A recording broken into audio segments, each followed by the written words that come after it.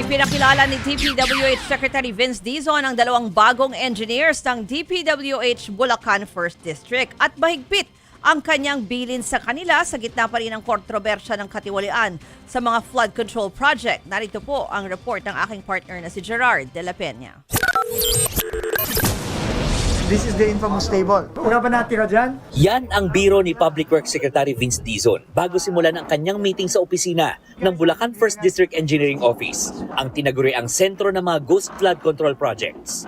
Sa lamesang ito kasi ipinatok ang 300 milyong pisong pinaghati-hatian ng mga dating opisyal ng nasabing opisina. I think it's very important to use this as a symbol kasi kailangan itong buong district office na to na kung saan talagang sumabog itong napakalaking skandalong ito.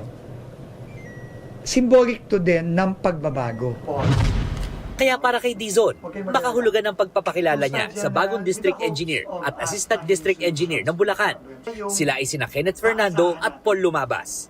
Sila ang papalit kina Henry Alcantara at Bryce Hernandez na kapwa nasasadlak sa patong-patong na reklamo kaugnay sa maanumalyang mga proyekto sa probinsya. Ang una nilang assignment, solusyonan ang pagbaha sa probinsya. Our people in Bulacan need solutions. Yes, they want accountability, but they also need solutions because they are suffering every day for practically 6 months in a year because they're always flooded here. Kaya kasunod ng pulong, agad din nilang sinilip ang isang flood control project sa bayan ng Kalumpit. May dike nga, pero palagi pa rin nalulubog sa baha ang bayan. Sa barangay Bulusan nga, umaabot pa nga raw ng lampas tao ang taas ng tubig. Ayon sa DPWH, dapat ay may dike sa bahaging ito ng Pampanga River. Pero kung makikita natin, putol ang strukturang ito. Kaya kapag malakas ang ulan o kapag high tide, ay bumabaha ng matindi sa lugar na ito. Ang St. Timothy Construction ng mga Diskaya at ang top-notch Catalyst Builders na pinakakasuhan na rin ng DPWH sa Office of the Ombudsman ang contractors ng nasabing dike. At gaya sa ibang inspeksyong proyekto, may tuturing din itong ghost project.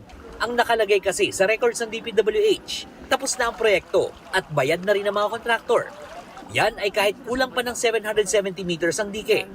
Ang ending, ang mga residente ang nagdurusa. Yung mga tao rito lumilipat na ng barangay kasi lagi lubog. Apektado yung pagpasok ng mga bata, yung mga trabaho, wala, apektado kami. Sa gitna ng paggulong ng kaso at patuloy na pagdurusa ng mga Bulakenyo, heto ang mahigpit na bili ng kalihim sa mga bagong district engineer. Huwag kayong gagaya doon sa mga papagitan ninyo. Nagbabalita mula sa Frontline, Gerard de la Peña, News 5.